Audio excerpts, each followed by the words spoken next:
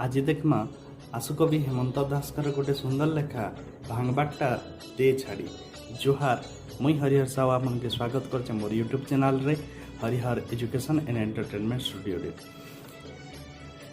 आजिकली समस्ते भांगबार लगी बहुत लोग अच्छा दुनिया थी कहीं गोटे कहा एकजुट नहीं करबार आमे भूली जाऊँ जे आमे जदि एकजुट हो पारमा बेले आमे सब किछि जीति पारमा।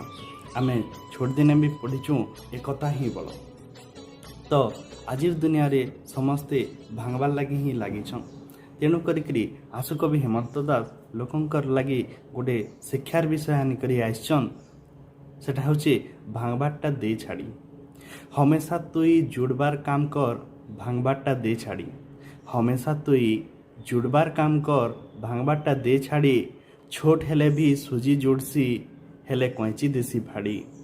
छोट हेले भी सुजी जुड़सी हेले कैंची देसी फाड़ी। के कर गुटे एक के तो दुई करबार संसार अछन कुटे। एक के तो दुई करबार संसार अछन कुटे। प्रकृति आशुकवि हेमंत दासकर इटा गोटे सुंदर लेखा।